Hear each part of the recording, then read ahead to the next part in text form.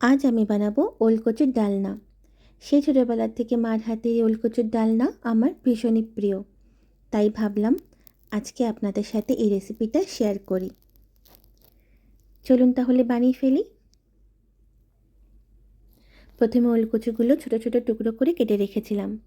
এরপর প্রেশার কুকারে পরিমাণ মতন জল, লবণ, হলুদ দিয়ে সেদ্ধ করে নেব। 3-4টে সিটি মারলেই নামিয়ে নেব।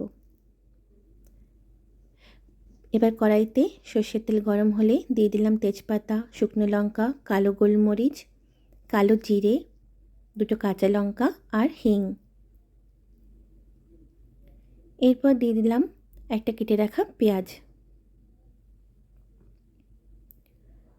অল্প লবণ দিয়ে কিছুক্ষণ হালকা ফ্রাই করে নেব।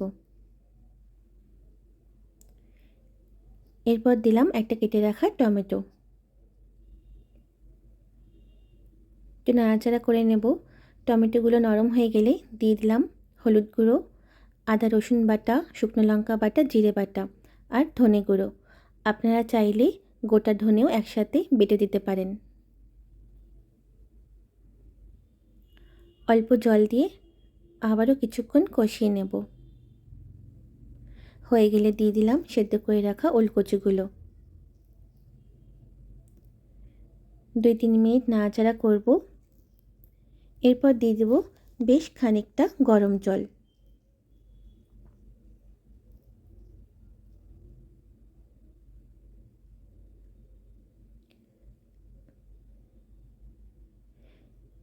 অ্যাড করলাম লবণ। আপনারা চাইলে অল্প চিনিও দিতে পারেন। গ্যাসের ফ্লেম মিডিয়াম রেখে ঢেকে দেব। ঢাকনা খুলে একটু নাড়াচাড়া করব।